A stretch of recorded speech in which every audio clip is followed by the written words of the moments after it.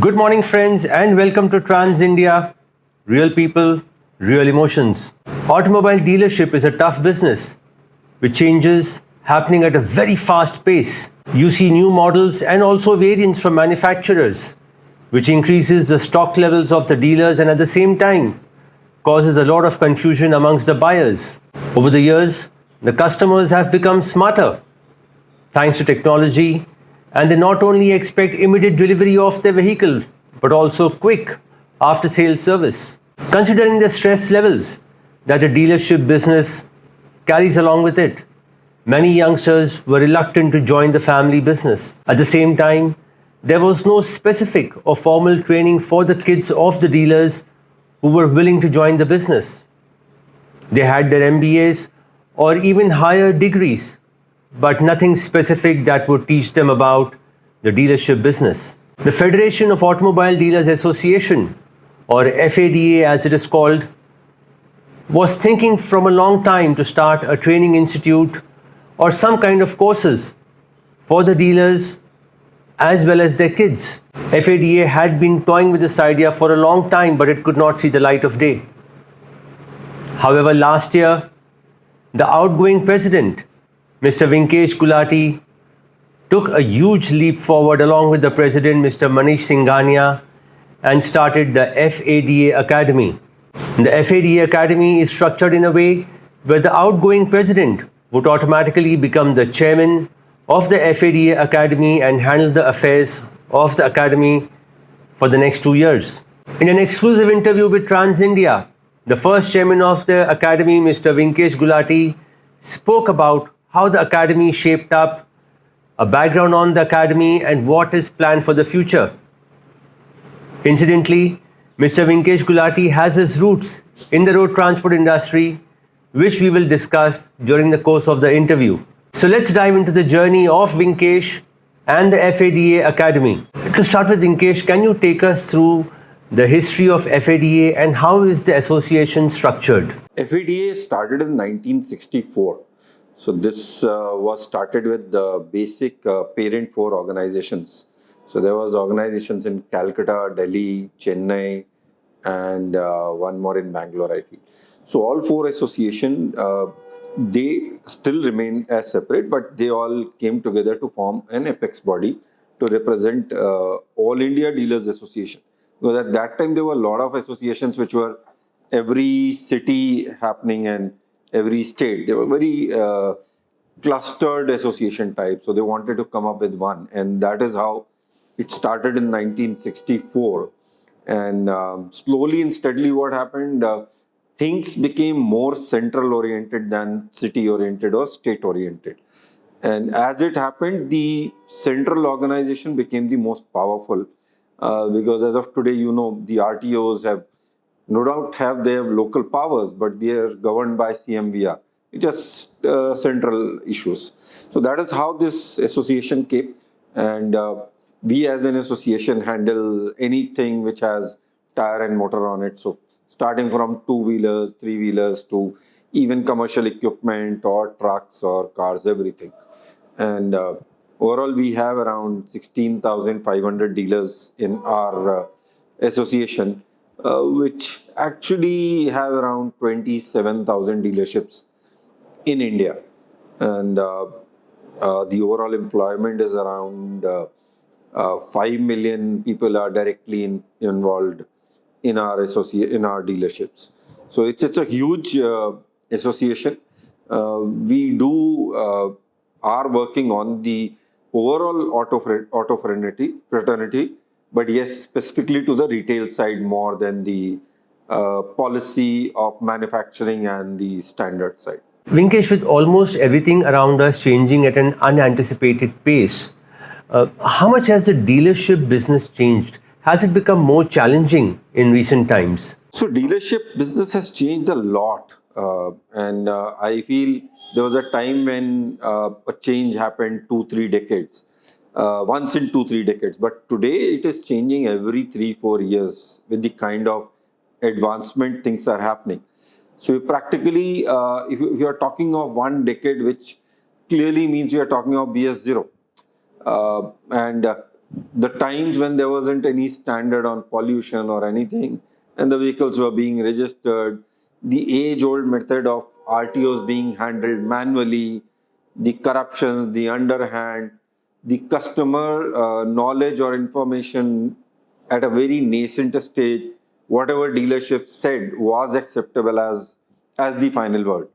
To a day where today even the sales consultant in the dealership don't have all the answers what say a customer has, because the customer researches more than the sales consultant, and he normally, so 70% of today's customer knows more than our consultant, and we now have to have these masters in it.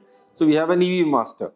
So not all consultants are well versed with how electric vehicles work. So they are able to sell, they know the basic things, but if an intelligent customer comes, we have to use that EV master to answer all his questions.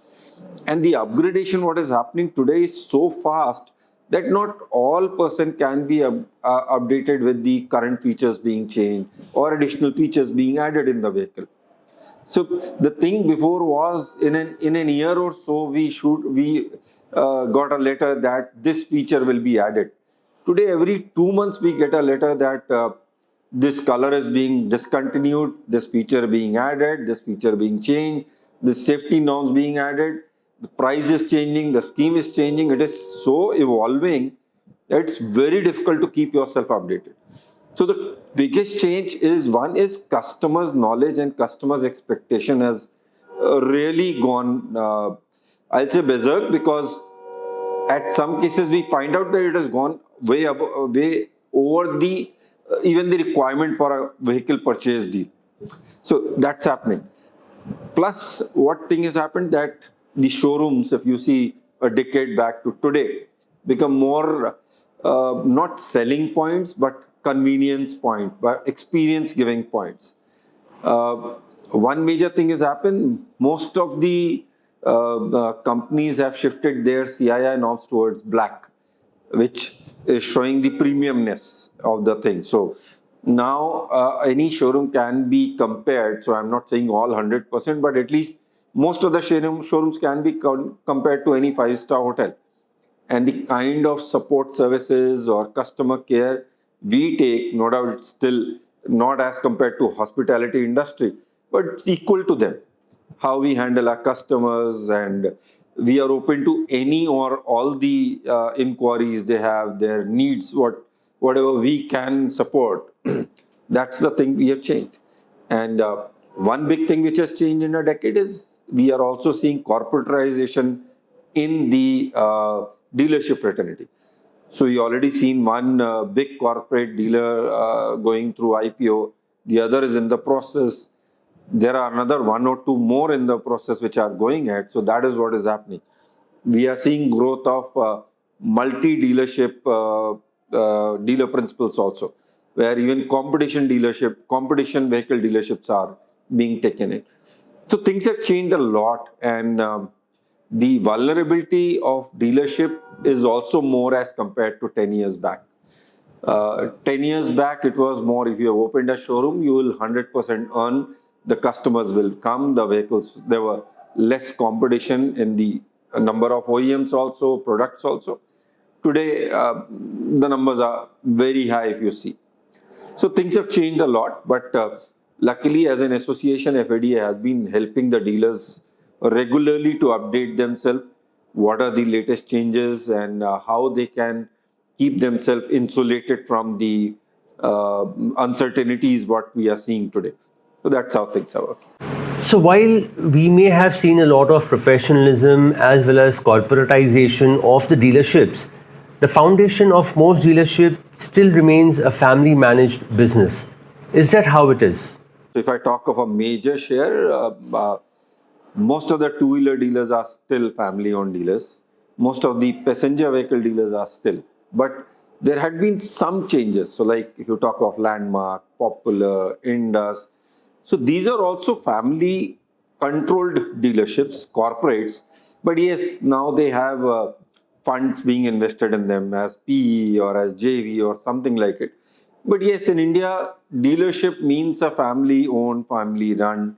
So Why I said family run? Because owned may be a change which we are seeing happening, but it's still a family run business which is happening. Training and imparting knowledge to next gen is always a challenge, and FADA has taken this challenge head on. We'll know more about the FADA Academy and its courses on the other side of this very short break. You are watching Trans India, real people, real emotions.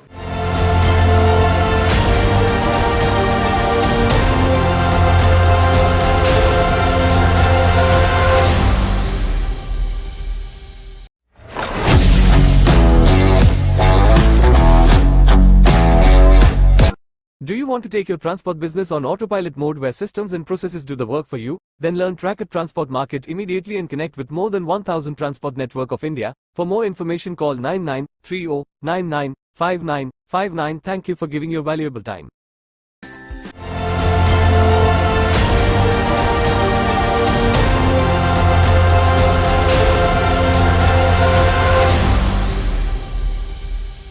Welcome back to Trans India. We are in conversation with the chairman of the FADA Academy, Mr. Vinkesh Gulati. Vinkesh, it is always a challenge training the next generation, especially since the dealership business is a very close-knit one.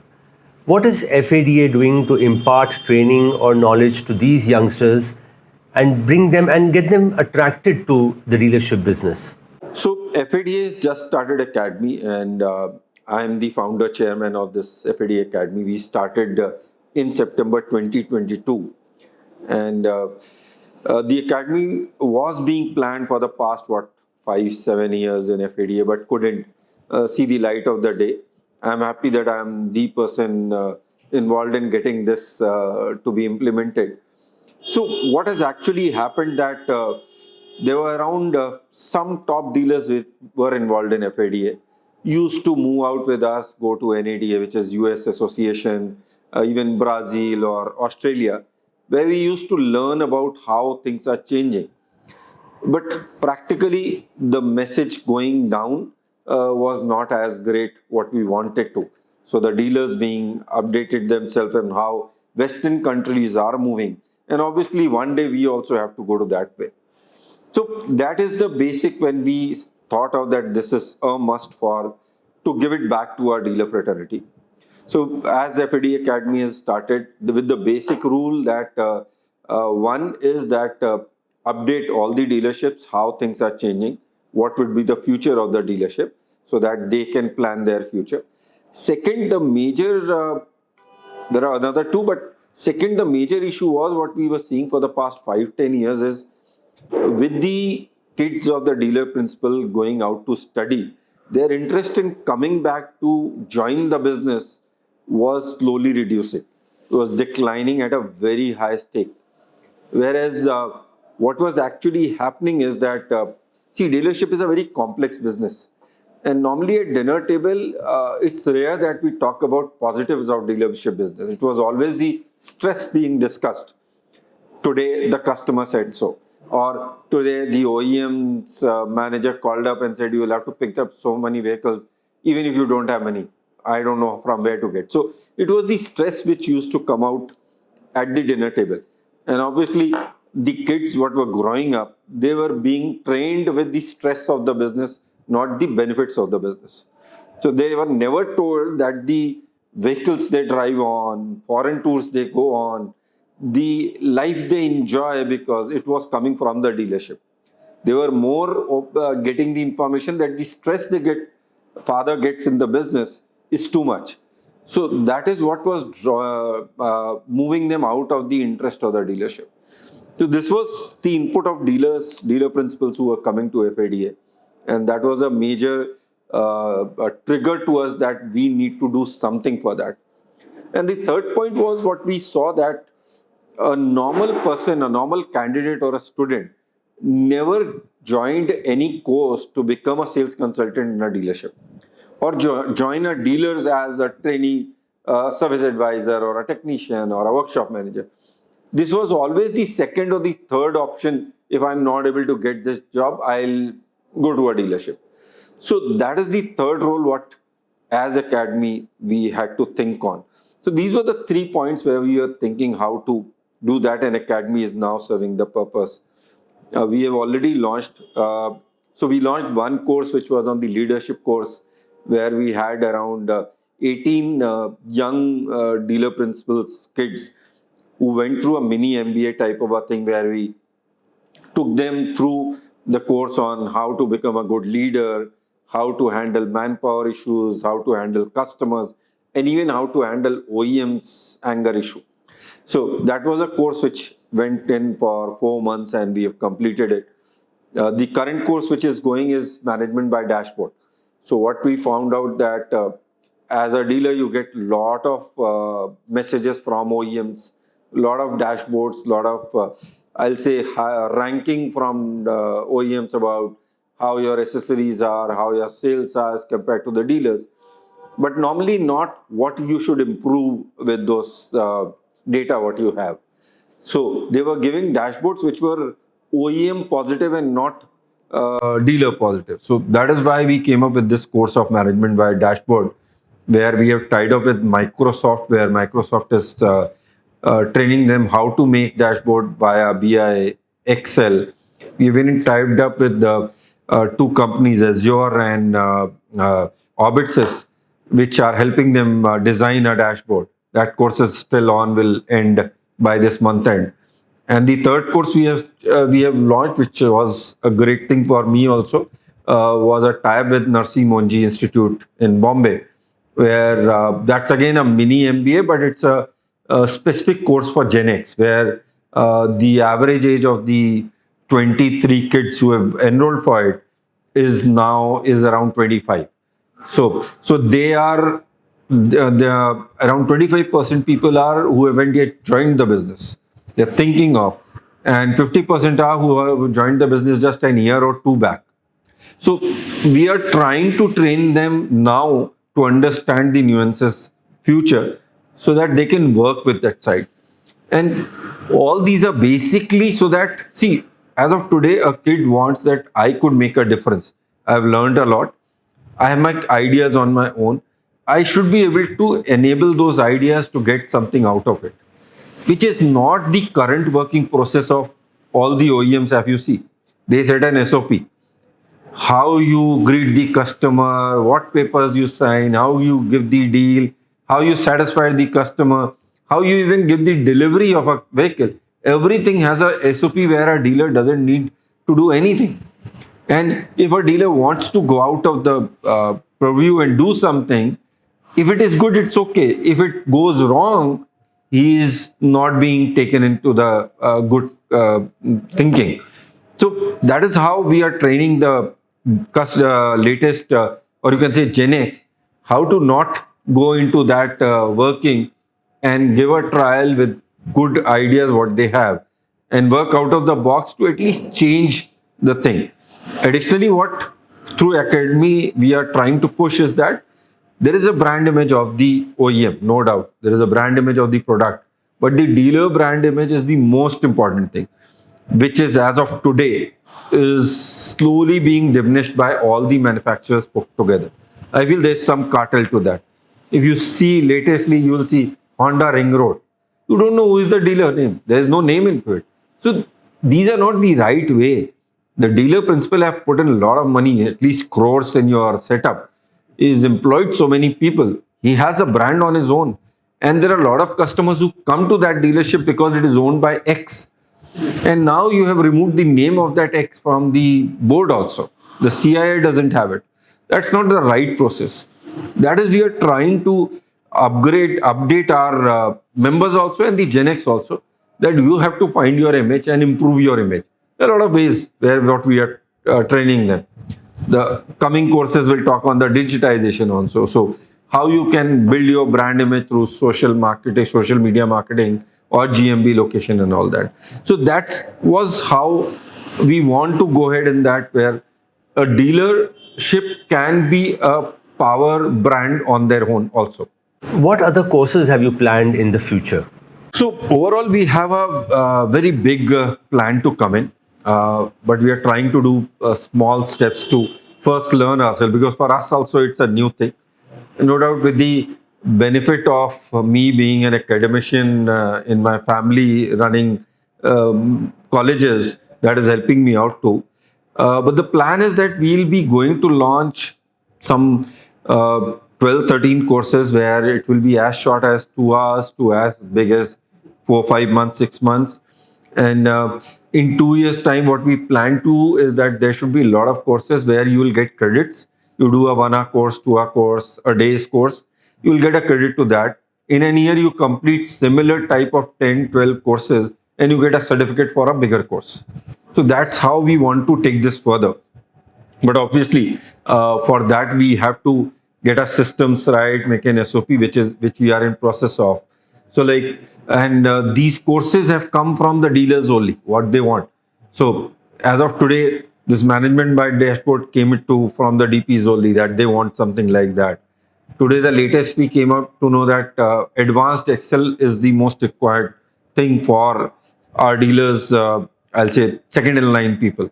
So we are collecting this data of what they require and then making small courses.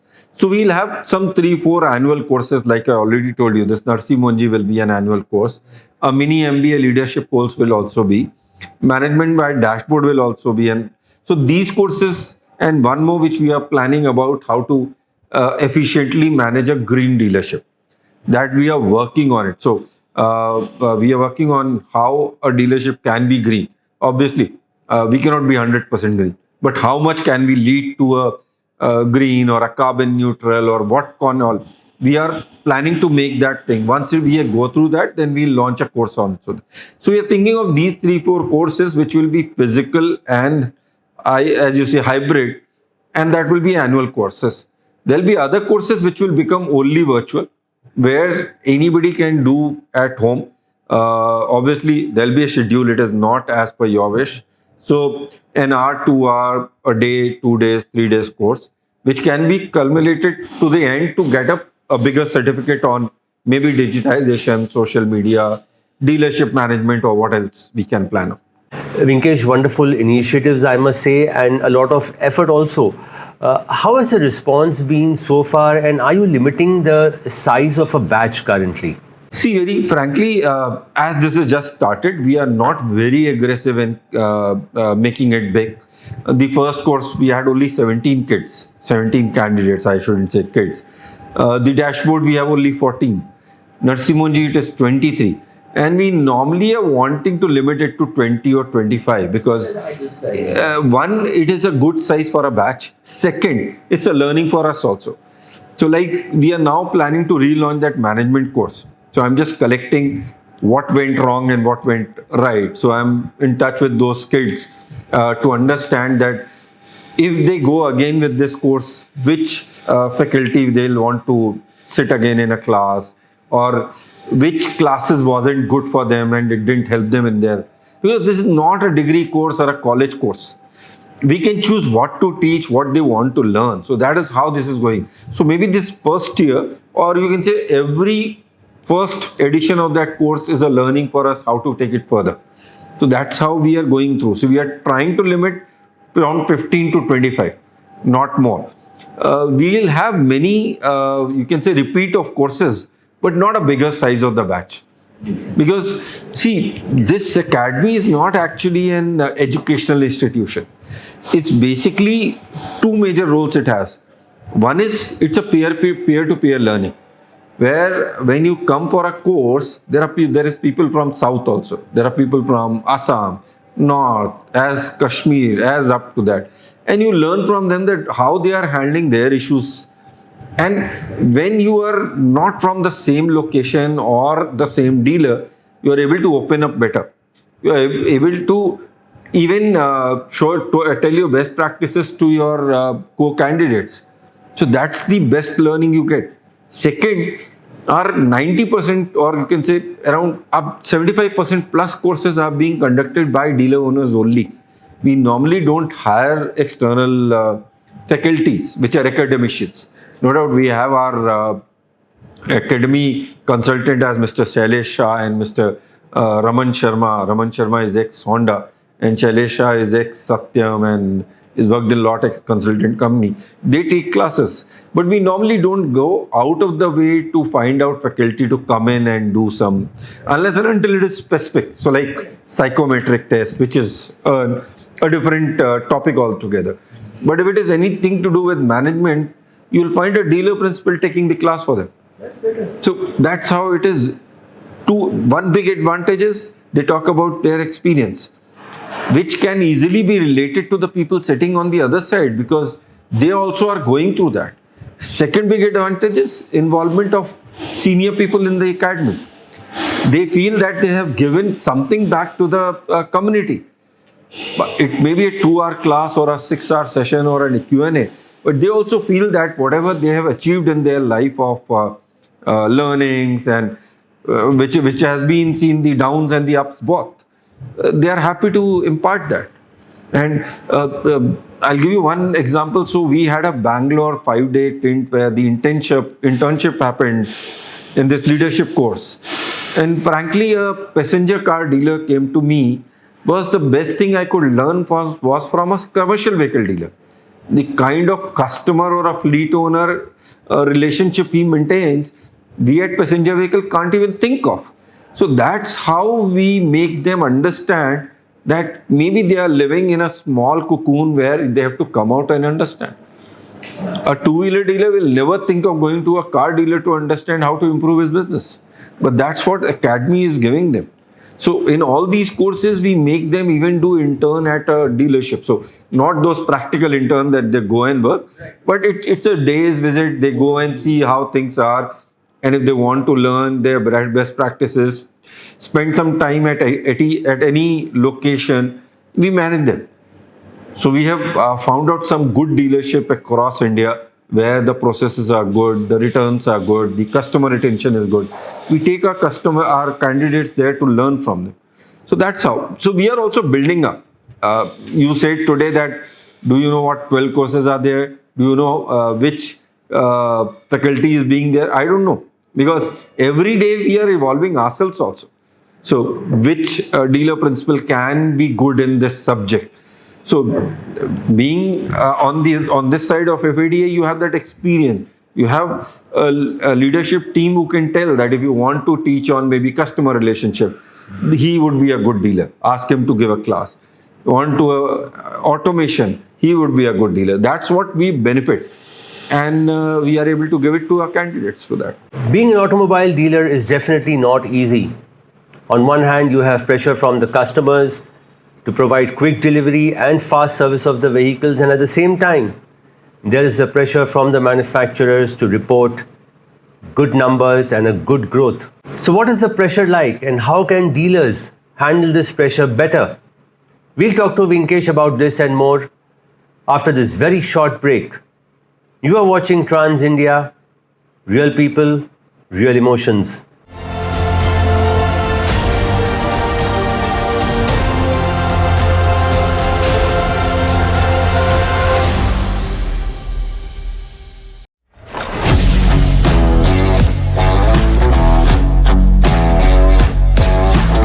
जय हिंद मित्रों, भारत के सभी transport commission agent और truck owners को एक अद्भुत मौका मिल रहा है। अब आप ट्रैकेट ट्रांसपोर्ट मार्केट में फ्रेंचाइजी पार्टनर बन सकते हैं, वह भी केवल 29,500 रुपये में। हाँ दोस्तों, आपने सही सुना। अब आपके पास एक शानदार और लाभदायक मौका है जो आपके ट्रांसपोर्ट कारोबार को एक नई ऊंचाई प्रदान करेगा।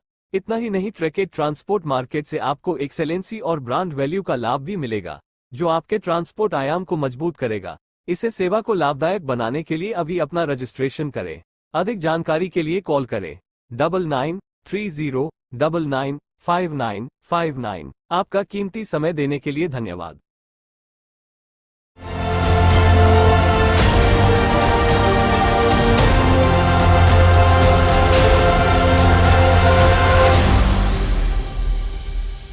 Welcome back to Trans India, real people, real emotions. We are in conversation today with the chairman of FADA Academy, Mr. Vinkesh Gulati.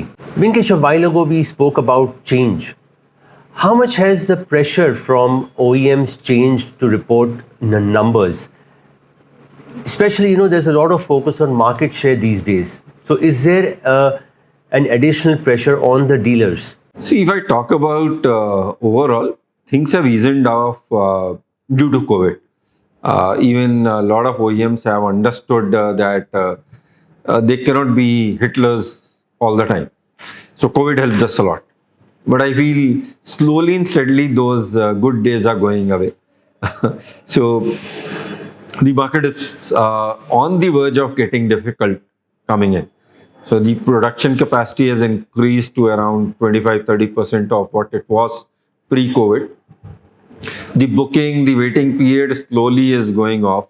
So obviously the pressure of inventory you must have seen is already there. And obviously the kind of tactics the OEMs put in is back on track. But yes, it is with a bit of empathy, but I'm sure it will slowly wind off. Things are not as bad or as good.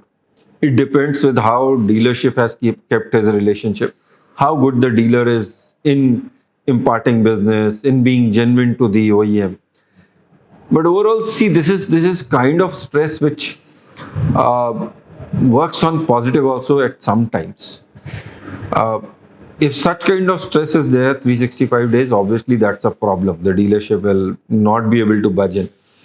But needed location wherever the pressure is, even that your team down the line works if you have a bigger stock or higher inventory. If you put an incentive on a special model, you know that it will push them to sell more. It's similar with the dealer. When you get a pressure up, you have to handle that. But as a business, see, this is something good. So what I say, the balancing of carrot and stick has to be there. You cannot always be using the stick to run somebody. It's not dealership. Even if you're employee there, you cannot do that. You have to balance it. And professionalization is only successful when you have personalization also. Cannot be one side. We are in India. We cannot be purely professional. If we are purely professional, obviously the relationship will not be as good, where you will be partners even at the good times or the bad times. So this is one concern in auto, where OEM dealer relationship is a big thing. There are a lot of good OEMs who value the relationship a lot. They give a listening ear to their dealers, but there are a lot who still don't value it. And the problem, you know what happens, a person who has grown from within the system, who has seen the market on the ground and then reached up, is still a person who values the relationship. And wherever the leadership team has that person, whatever may be the professionalization there, the dealer's respect is still there.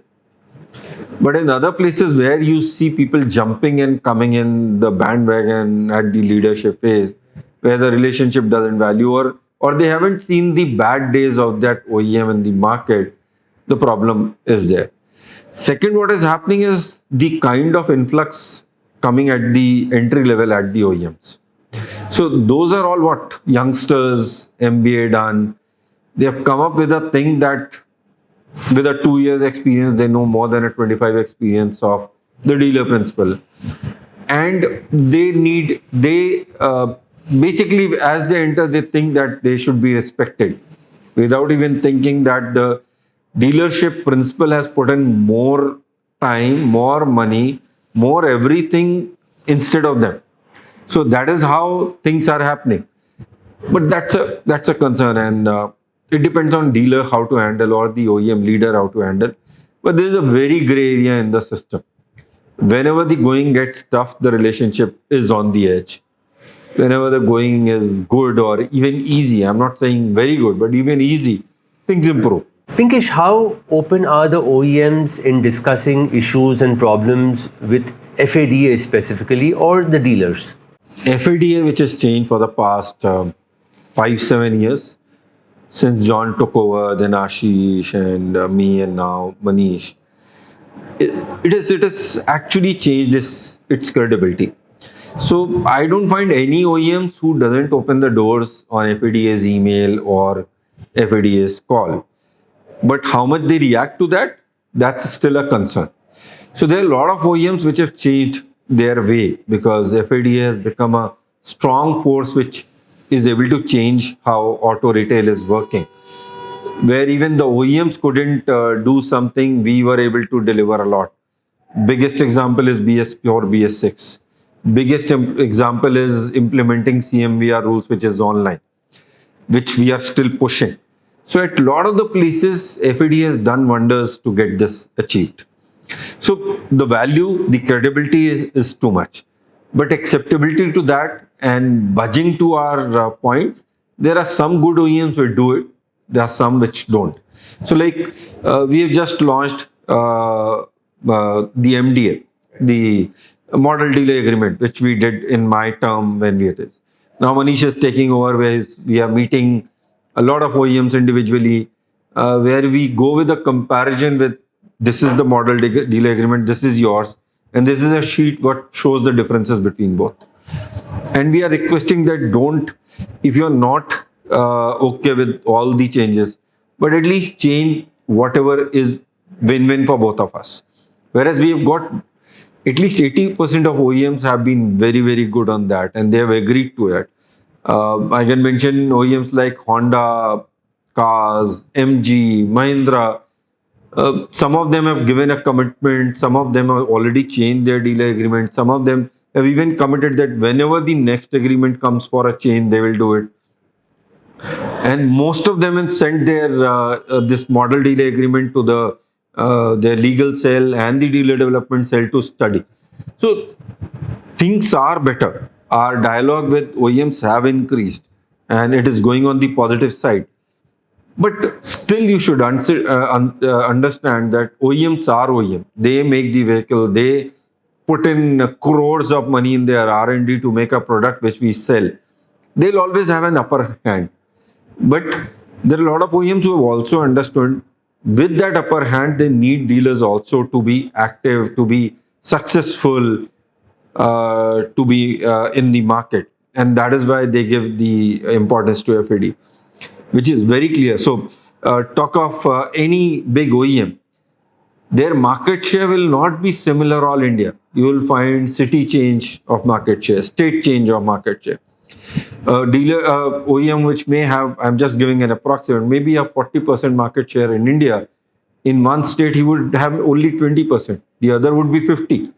So it means state to state, city to city, the kind of dealer relationship he has made, the kind of channel reach he has created is changing the way it is. It is not only the product or the OEM. I'm clearly saying OEMs and the product mean a lot. But similarly, the dealer also means a lot. And as you said, market share is a driving force. Thanks to FADA, our work, now market share is being talked about on retail, not on wholesale. No doubt they do take on wholesale also, but retail has now become a similar force to check, which is actually the right thing to check.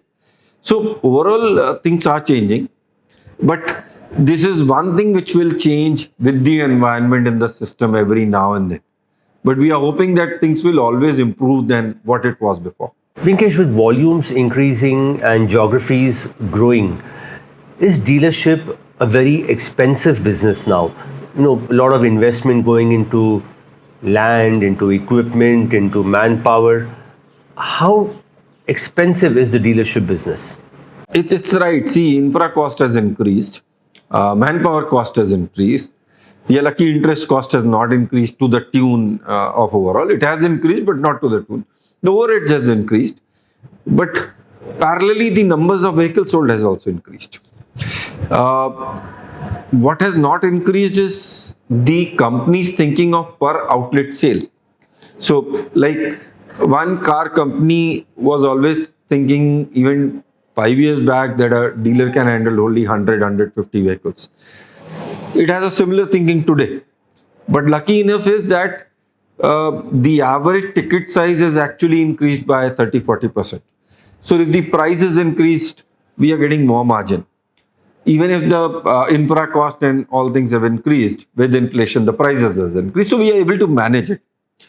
But along with that, there are dealers who are able to churn out more from the same outlet with efficiency.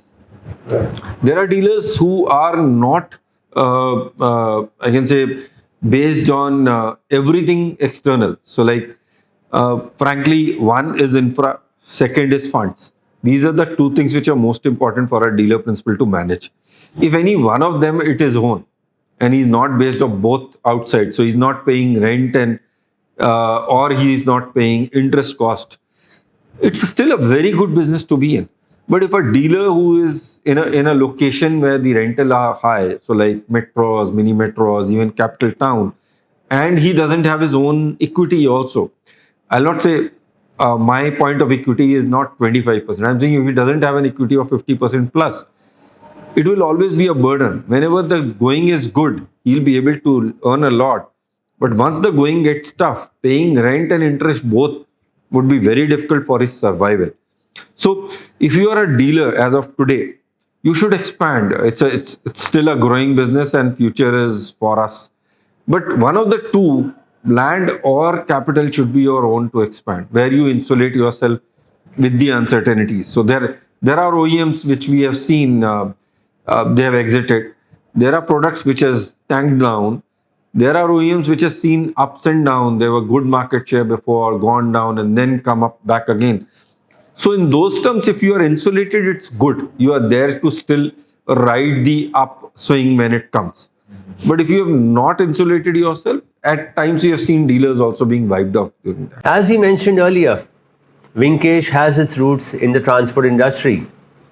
His father, Mr. Vinkesh Gulati, was a prominent transporter and also a president of the All India Motor Transport Congress, the apex body of the transport industry. I guess that is where Vinkesh gets its leadership qualities from. We will talk about the transportation business and how the United Group kept diversifying into different verticals. See you on the other side of this very short break. You are watching Trans India, real people, real emotions.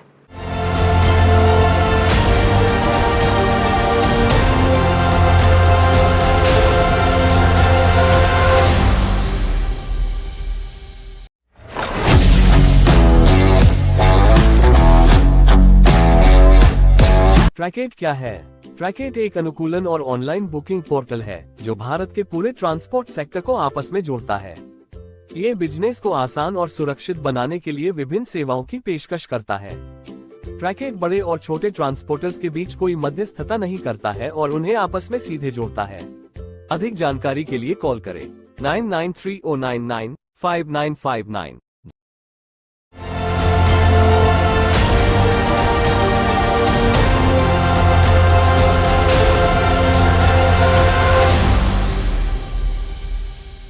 Welcome back to Trans India, real people, real emotions. We are in conversation with Mr. Vinkesh Gulati, the first chairman of the FADA Academy. Vinkesh, your family started off in the transportation industry a long time ago. Can you take us through the journey, how you diversified, how this whole thing happened? So basically, my grandfather came from Punjab, which is now in Pakistan, that side of place, and he came into Delhi, Haridwar in 46, end of 47, start somewhere, and slowly, steadily drifting from Delhi, Haridwar, Kanpur, came into Allahabad in 1949. So he started as an agency work of a Kanpur-based transport agency. So he was handling the Allahabad work as manager there. With an experience of an year or two, he started his own transport company with taking a loan and getting his first truck in 1951. At that time, UP was known as United Provinces. So the name he took was the United Provincial Transport Company. And he liked the United word a lot because he always believed in the unity in the family, in business, or whatever he used to do. And obviously, then my father came into business later on, and my father are three brothers. So that united or unity was being pushed by my grandfather, and it came down till today. And so my father are three brothers, we are four brothers, we are all together, four cousins. We're all together in this joint business. So when he started this transport company in 51, and things were going good. From one truck we shifted to came up to 2, then 10, then 20, and then we at that time we used to align trucks with you. The single truck drivers used to align it with you, and they used to, even our brand was on their trucks, but it was owned by them and operated by us, something like it. And slowly and steadily, as we went ahead, in 75, the shortage came of fuel. And for a transport, if you spend overnight to have some 50-liter diesel for your truck was a biggest loss, because it's a perishable commodity. If your truck is not on road, it means you are losing money. So in 72, there was a big shortage of diesel, and then it again came back. So in 75, he bought a petrol pump. It was with somebody, he bought it from it. And that time it was in the name of Castrol or Shell, I feel, what it was in that time, which later became HP. So 75, he started that petrol pump, and at that time, my all three the elders were in business, and he used to say that petrol pump business is for the elite of the world, and I'll now sit here and meet the people who come to fill petrol and have tea with them. I'll not do business. That's your job. I'll now do PR. And our petrol pump was just near the Allahabad Kachehari. And obviously all the DMs, commissioners, or even the seniors, advocates and all came. And he used to love sitting there, and it was a regular process of tea coming, and he was enjoying that life. And my father and my uncles used to run business. And as we went ahead, the small commercial vehicle, I'll say at that time it was called LCVs, which came in 2-tonners and 3-tonners. So at that time, with this boom, my elders and my elders thought of that we should take a dealership, because this is the future. Now, with the hub and spoke model, we'll see a lot of these 2 to 3-tonners being used. So we became dealers of Swaraj Mazda in 1985. So it added, and between 75 to 85, the tire shortage also came. Very difficult to buy tires. It was rationed, because at that time most of the tires came from import, and at that time we found out how to handle that. So we took C&F of 2 companies, Dunlop and Apar, and then added a dealership also, a showroom also for that, because till that time we had some 100 trucks in our ambit, and with 100 trucks, every time tire is one issue, and that time roads weren't good. So every day there was a truck where you needed a tire change, and waiting for tires to come from the company and all that. So that was the thing what we needed, and we opened a tire C&F and a tire showroom both, which helped us in that. So that's how our expansion came. So 85 we took Swaraj Mazda, and then 89 the Escorts MSD people came, and because Swaraj Mazda we were doing great, and they wanted a co-dealer in Allahabad.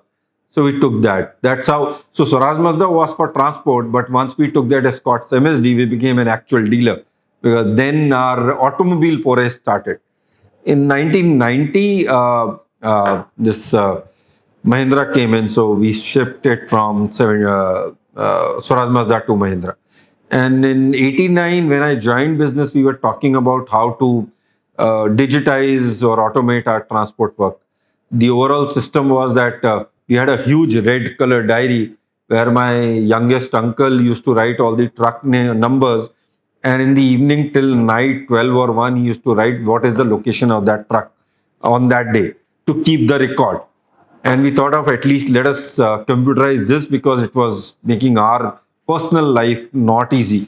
And plus at that time we were issuing some 1,000 receipts per day of that Futkar Mal, or the per bilti Mal which used to be.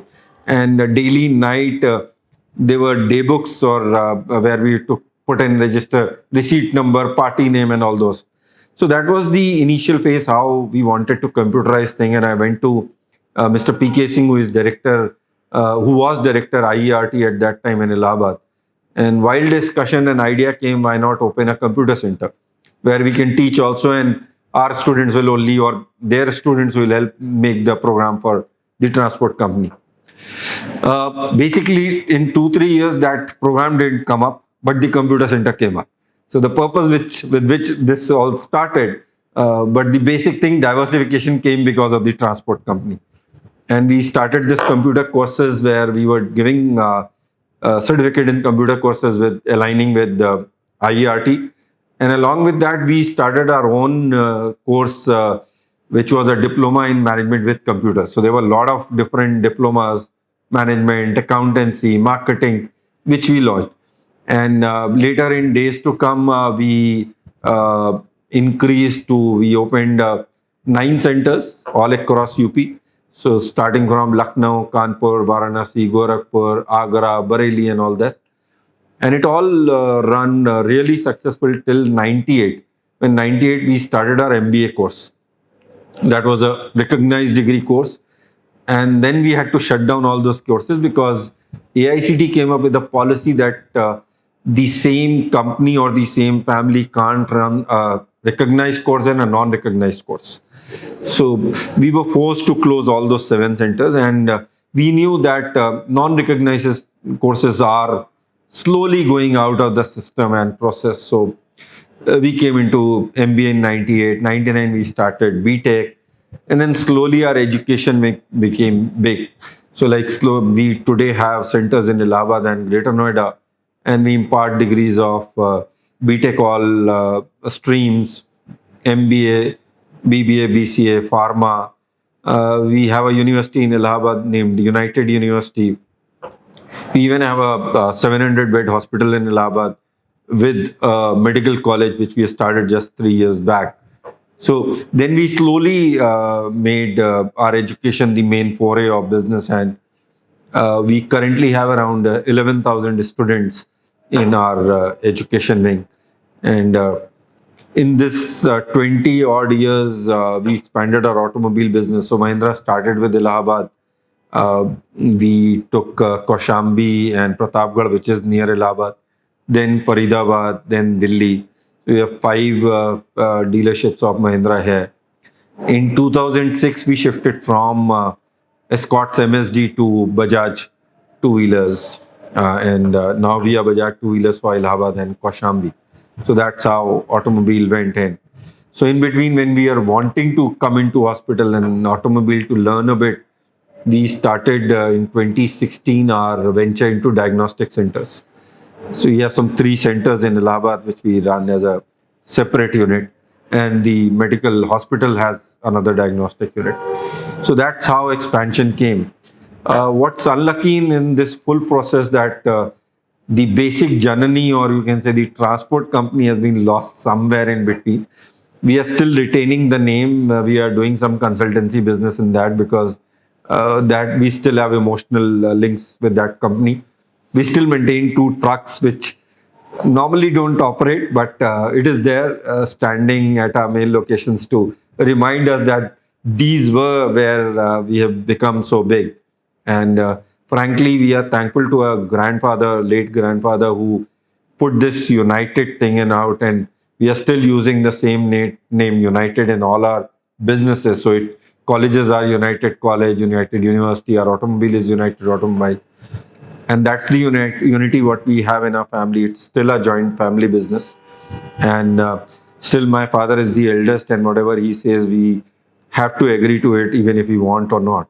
And that still is happening. And I'm happy to be part of the Gulati family, where I'm able to reach such heights, where become everyday president, academy, what we are talking, and kind of image boosting or the PR what it created, and it's really awesome. Well, Vinkesh, that truly has been an amazing journey, and the diversifications, the way they actually fell in place, is brilliant.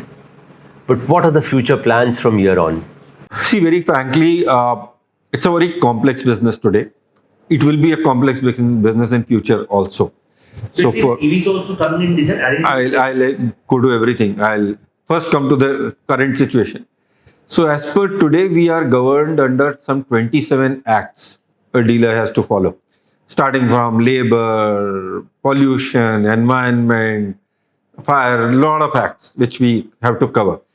And why I say it's complex, because we are one side a showroom, we sell a vehicle. Second side, we are a factory because we do body shop. Third side, we are a service because we repair vehicles. And in between, there are a lot of other things what we do, which is an experience, because we sell insurance. We represent government when we do registration vehicles. So there are a lot of things which govern our, and it's a very, very complex business. And that is why an importance of dealership will always be there in the system. If you talk of a state, you can think of, but if you talk of India, removing the dealer, I'll not say dealer, an intermediary out of the system of sale is next to impossible with the complexity what we have today. Maybe 10 years down the line, things streamline, I don't know. Now, there have been a lot of discussion on will the dealership system be there. I'm not saying will the dealership be there, it will be always be, but system will be there. There are three models today. One is OEM selling through dealers, what is happening, where you are talking with FADA. The other is OEM selling directly to the customer, but the dealers are still there, where they are servicing, they are providing experience center, where they are giving test drives. The third is where they are selling directly to customer, OEM to customer. But then they have their experience center as a face-to-face touch to the customer. So there are three things which are going today, and all three will exist in the future. It will all depend how big coffers an OEM has, which kind of product or segment he is in, and what is the cost of the vehicle what he is selling.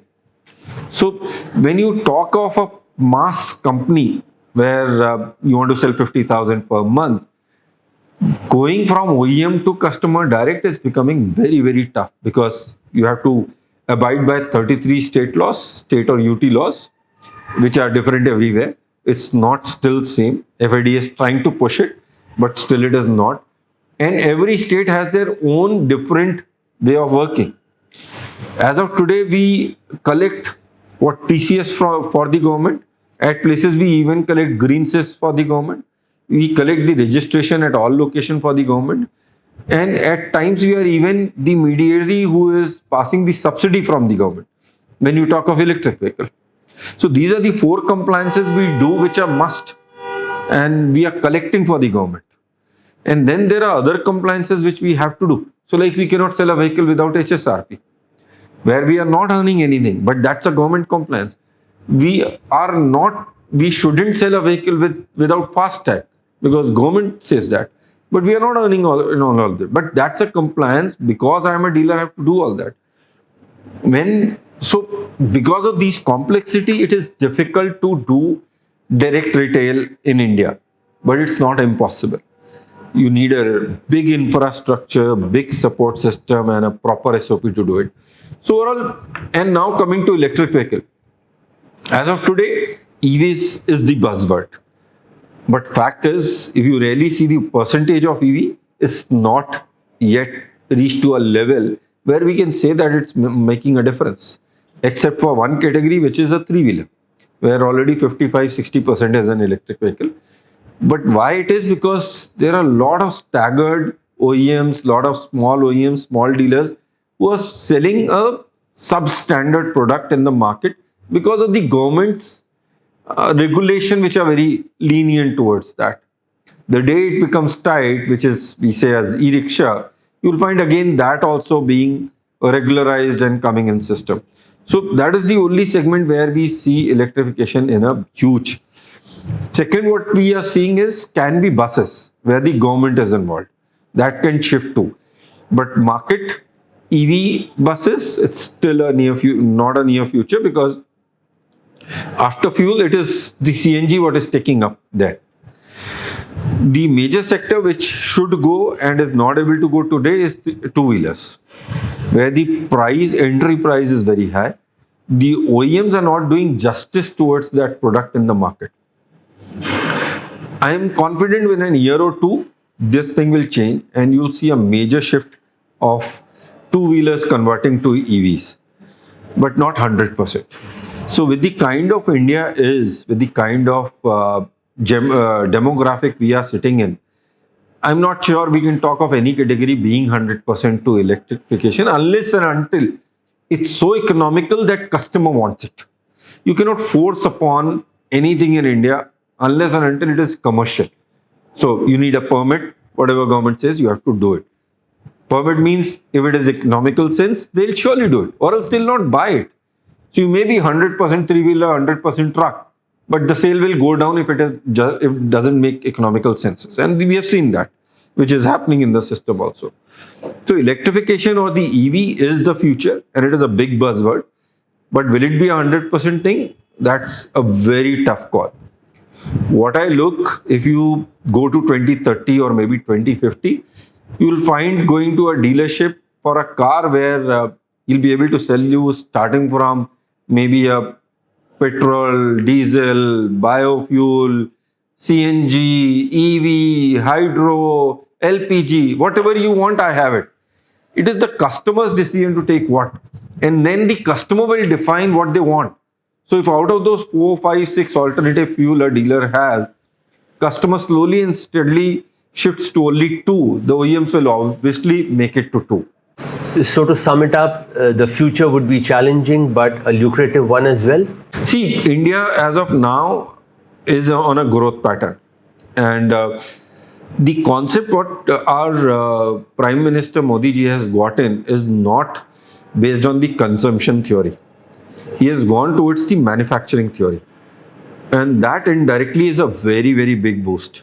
See, you create an infrastructure to cover the consumption of India, maybe 10,000 a product. But 10,000 may not give you that economical sense to make it cheaper.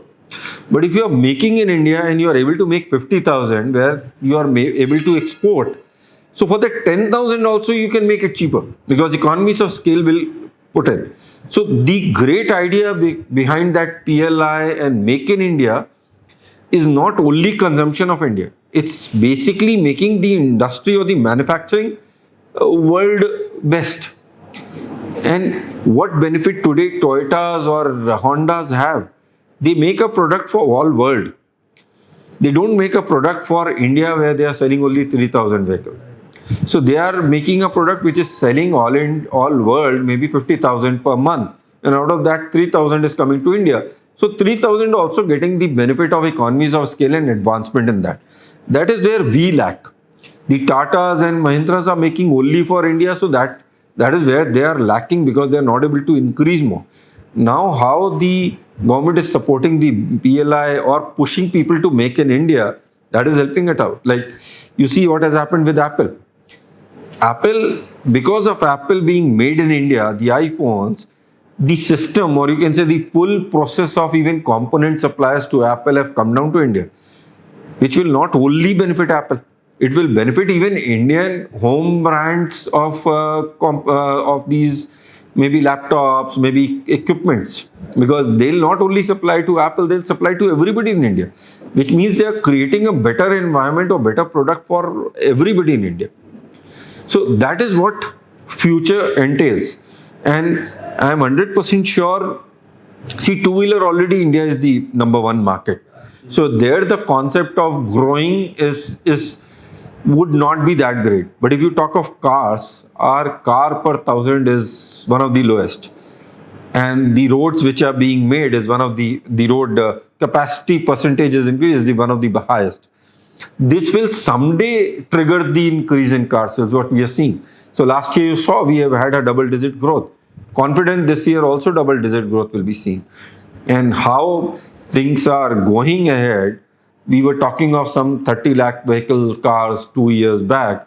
We are talking of 50 lakh in another 2 years. So the growth is exponential, which means auto industry is growing. Dealers will also grow, no doubt. Dealership numbers will also grow. But there will be majority of dealership principals which will also grow dealership codes, which means the growth will be coming to the same family, even with extra outlets. So auto business on the whole, I don't see there will be small ups and downs which is coming, which is a cycle. But till the time the down cycle is lesser than the up cycle, which I am confident will be there for another 10 years, it's the best time to be in this industry. Vinkesh, sums it up beautifully, saying that this is the best time to be in this industry. And we are delighted that FADA is making the right moves to educate the next gen, to attract them to the dealership business and make sure that this industry flourishes. At the same time, it is a delight to see former presidents of FADA involve themselves in this training initiative and help FADA tie up with renowned universities and colleges across the country. We are certain that the next gen of dealers will be better armed with education and knowledge specific to the business. We will be back again next week with another very interesting interaction that revolves around a technology that would be very helpful for the road transport industry. Hope to see you back again next week. Until then, stay safe, stay healthy. जय हिंद। एक driver की जिंदगी में काफी परेशानियां होती है, न जाने कितने हफ्तों तक अपने परिवार से दूर रहना, घंटों तक ट्रैफिक में फंसे रहना, कभी घाटियों के मुश्किल रास्तों से तो कभी कच्चे और पतले रास्तों से गुजरना। वाकई में ट्रक ड्राइवर्स की जिंदगी आसान नहीं। इन्हीं ट्रक ड्राइवर्स की जिंदगी को आसान बनाने के लिए हमने बनाया है ट्रैक इट प्लेटफॉर्म, ताकि सारे ट्रक ड्राइवर्स शान से अपनी गाड़ी लेके निकले और उनके प्लेलिस्ट में बजे